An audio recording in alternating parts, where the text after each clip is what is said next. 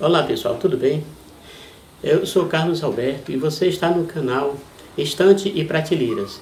Vamos hoje falar da obra Dom Casmurro, esta obra belíssima do grande escritor Machado de Assis. Antes, porém, eu gostaria que você se inscrevesse, que você desse o like e que compartilhasse também com seus amigos. Machado de Assis, ele foi grande por conta da sua luta, do seu esforço, do seu trabalho. Era negro, pobre, de uma família humilde, não tinha muitas condições de estudo. No entanto, ele venceu todas essas dificuldades, escrevendo, se esforçando, estudando na medida do possível. Com 10 anos de idade, ele perdeu logo a mãe e uma irmã, a irmã mais velha, que lhe dava tanto apoio. Com 17 anos, ele começou logo a trabalhar. Trabalhou na imprensa nacional como auxiliar de tipógrafo. Depois passou a trabalhar como auxiliar de jornalista, de coordenação, de redação e foi progredindo, né? Machado de Assis foi poeta, contista, romancista, crítico literário, jornalista, que começou como auxiliar de tipógrafo, depois jornalista e trabalhou muito com a escrita. Ele foi o fundador da Academia Brasileira de Letras e dela ele foi presidente durante 10 anos. Ele era filho de pintor do Francisco José de Assis e da açoriana Maria Leopoldina Machado de Assis. Ele morou no Morro do Livramento, no Rio de Janeiro. Machado de Assis é um escritor que passou por muitas fases. Ele mesmo, como grande escritor, a gente sabe que ele começou no romantismo, com muitas obras, como A Ressurreição, Helena, Mão e a Luva, Yaya Garcia e outras obras. Mas em 1881, ele teve problemas. Ele já tinha problemas de epilepsia, e tinha muitos problemas de saúde. Em 1881, que agravou-se já o problema de saúde, então ele passou a trabalhar mais a realidade do Rio de Janeiro. Então ele passou a escrever para o realismo, uma nova escola que surgia e da qual ele mesmo era, podemos dizer, ele mesmo é o criador. E começou com Memórias Póstumas de Brás Cubas, em 1881.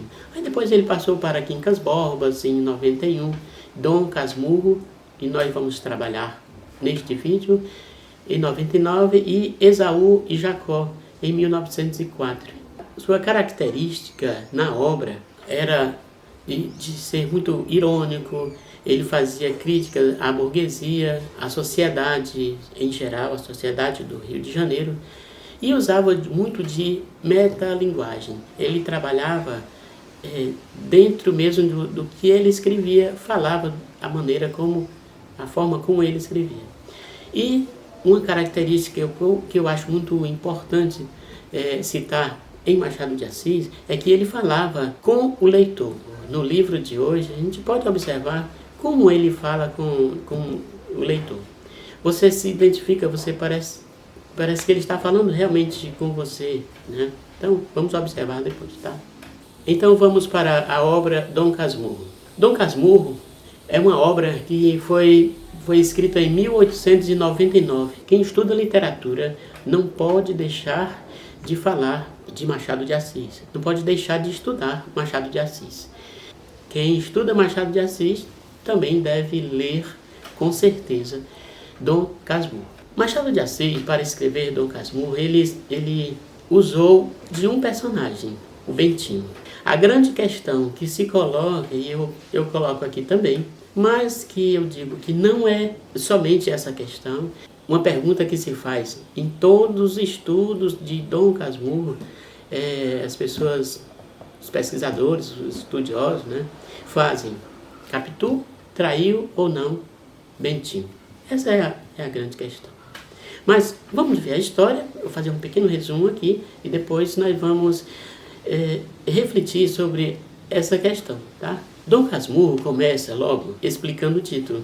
É um senhor de idade, já uns 55, 56 anos, que está no trem, e um poeta já conhecido de vista. Ele diz conhecido de chapéu, de cumprimento, não sabe o nome. Mas o poeta quer lhe mostrar uns poemas, mas ele está cansado já, um senhor já está cansado, e enquanto o poeta lia, ele deu umas cochiladas, então não deu muita atenção. O rapaz ficou meio chateado.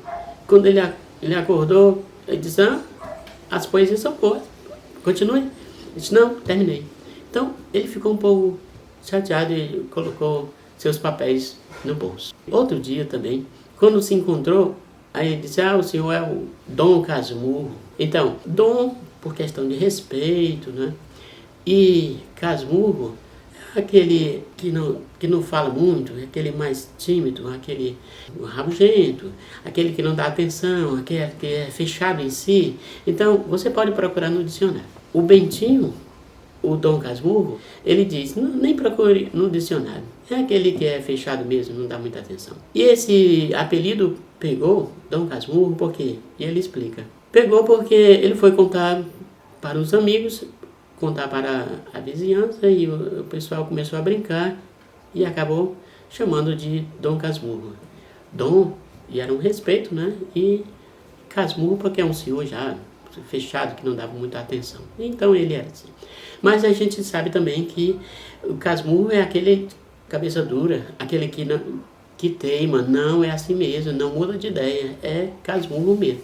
O cara é fechadão. Assim era esse Bentinho. O Bentinho também fala da sua casa atual. Quando criança, ele morava em Matacavalos, né? Ele tinha a sua casa, morava com a mãe, com um tio, mas agora ele mora no Engenho Novo. E ele fala também porque ele construiu uma casa igual à que tinha em Matacavalos. Ele diz que está tentando juntar as pontas da vida. O que vivia no passado como criança, ele queria fazer igual. Ele fala um pouco nos primeiros capítulos também de que as coisas são parecidas, podemos fazer iguais, mas o tempo não volta, as coisas não são realmente. Podem ser parecidas. É como se por fora é igual, mas por dentro totalmente diferente. Então fala, por exemplo, de que seus amigos foram estudar o Campo Santo. O que é estudar o Campo Santo? Estudar o Campo Santo é que estão mortos, que moram agora no cemitério. Outra coisa, por mais que você tente negar a sua idade, o que está por dentro de si é que revela o que você é e a sua idade, né? E fala por exemplo, de algumas moças que negam a idade, mas como falam difícil, muitas palavras a pessoa, o ouvinte, deve consultar o dicionário. Isso fica cansativo. Eu prefiro você não negar a idade. Ele fala também que quer, o Bentinho ainda fala também que quer, para gastar o seu tempo, o resto de tempo que tem, resolveu escrever alguma coisa sobre a sua vida mesmo. Então, a partir daí, ele começa a história. E ele começa a partir de uma data muito importante. E começa em 1857. Foi quando ele saiu da casa da vizinha, entrando em casa, ele estava a sua mãe, Glória, Dona Glória, e o amigo que mora na sua casa. Ele chega na sua casa e ouve, antes de entrar, o amigo que mora na sua casa, chama de agregado, né, José Dias, falando com a mãe e lembrando a Dona Glória que ela tinha feito uma promessa de colocar o menino no seminário e que ela já estava atrasada, já devia colocar logo. Ela ainda contesta um pouco, mas não. Mas ele lembra, olha, tem que colocar logo, porque o menino está dando muito tempo, muita atenção, com muita atenção, à vizinha. Essa Capitu, essa meninazinha danada. Então ele lembra que se não fizer logo, vai ser mais difícil, vão se apaixonar, vão namorar e tal. Quando ela quiser, não vai poder. Acontece que ele escuta, né? E volta, depois conversando com a Capitu, os dois ficam preocupados, a Capitu também, e fica pensando em o que fazer. Ele falou ainda com José Dias, José Dias disse que poderia falar com a Dona Glória, mas não garantia, né? Porque é uma promessa, e então promessa é promessa. Mas o tempo passou e o namorico continuava, né? O Bentinho como eram vizinhos, os meninos sempre se encontravam e conversavam. Em um determinado dia, nesses encontros, a menina fazendo muito charme, olhando os cabelos, penteando, o Bentinho disse para fazer um penteado nela. Ela concordou, pois venha fazer, fez um penteado. E enquanto ele estava por trás, ela deitou e nisso ele teve que segurar e acabaram por se beijar. Então, o certo é que ele teve mesmo que entrar no seminário em 2 ou 3 meses. Ele tinha que entrar. Antes de entrar no seminário, ele combinou com a menina que ela só podia casar com ele só podia casar com ela. Então, que não procurasse namoro, não procurasse ninguém. Ele ia, mas ele voltava. O tempo passou e realmente ele entrou no seminário. Lá no seminário, ele também falou com um amigo, o Escobar.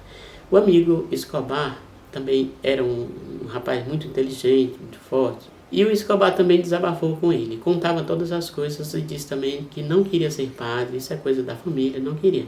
O que ele queria ser comerciante, ele era bom de números, de comércio. A ideia que o Escobar deu para o Bentinho era que ele podia sair e a mãe, que tinha uma promessa de dar um padre para a igreja, ela podia adotar uma criança, um menino, e esse menino poderia entrar no lugar para ser padre, no lugar do Bentinho. Conversou com a mãe e tal, e foi lançando essa proposta. O tempo passou, e o certo é que a proposta foi aceita pela mãe. Então, colocou lá um menino, e o Bentinho saiu e resolveu estudar direito. O outro também, o Escobar, saiu e foi para a economia, foi cuidar dos negócios do pai e cuidou. O tempo passou e Escobar conheceu Sancha, uma grande amiga da Capitu. A Sancha também era muito amiga, conversava muito com eles, pronto.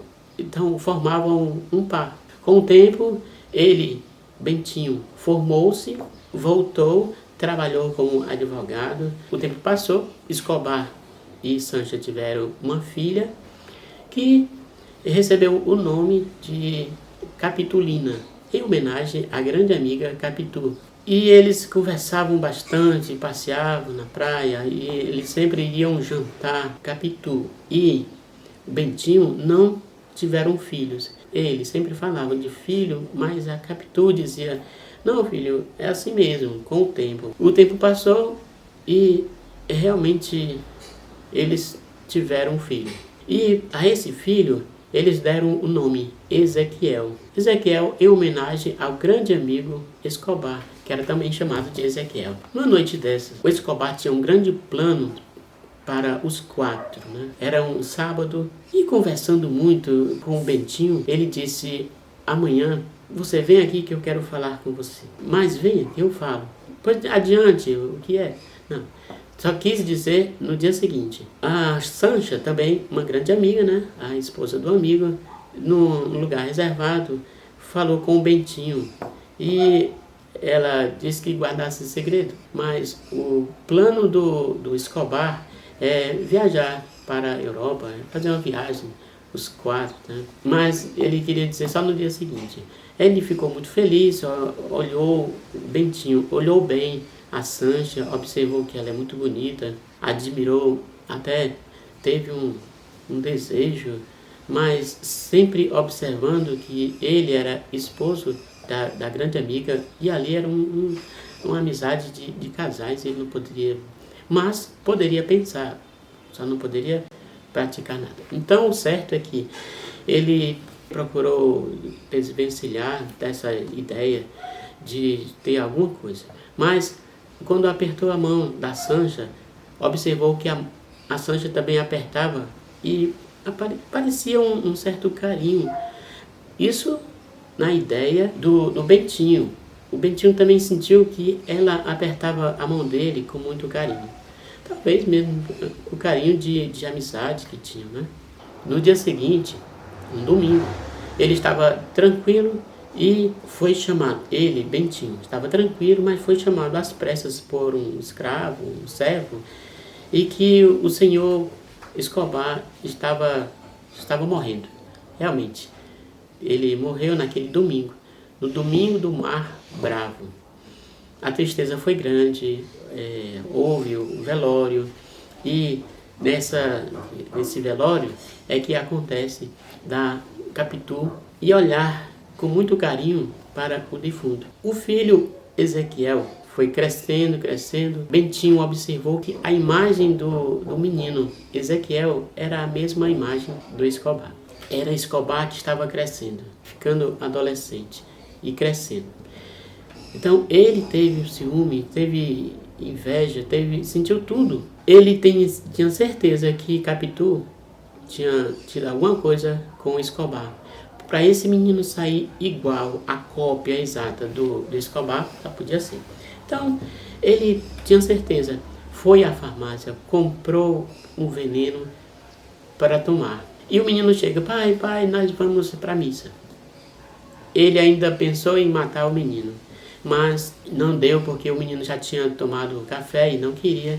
Ele ainda ofereceu mais um pouco, mas não deu certo. Por um momento ele disse, o menino chamando de pai, ele disse que ele não era pai. E nesse momento a mãe chega. Que história é essa? Ele simplesmente disse que ela havia traído. Tá? A solução era que realmente a separação, porque ele tinha certeza. Os três foram para a Suíça, ele voltou, os dois ficaram. O tempo passou e lá a Capitu faleceu. Ficou só o filho. Outro dia ele estava em casa, quando o rapaz chega, quando vai à sala, o rapaz agora, né? Ele se vira depressa e tenta abraçá-lo, chamando-o de pai. Ele tinha uma raiva, tinha um ódio do menino, porque o menino falava como Escobar. Falava, andava, fazia os gestos, os olhos, a imagem. Mas a gente sabe quantas pessoas no mundo aí, quantas pessoas têm um rosto igual. E até por distância de tempo, pessoas que morreram e eram parecidas com a pessoa de hoje, né? Ou atores, ou atrizes, ou mesmo pessoas que vivem no mesmo tempo, né? No mesmo espaço, na mesma cidade, ou cidades diferentes. São pessoas idênticas, mas não são irmãos, não são gêmeos, não tem parentesco. Coisa que acontece. O incrível, o que Bentinho achou incrível é que aconteceu, só que foi com um grupo, esses dois casais, tão próximos, tão amigos, e com o filho dele, para ser igual ao seu maior amigo. Talvez coisa de psicose também. Ele, muito ciumento, ele vê coisas que não existem. Muito embora a Capitu também tenha visto que era muito semelhante. Mas coisas que acontecem. Uma outra observação que a gente pode fazer é que o livro é narrado somente por Bentinho. Não tem nenhuma parte de Capitu.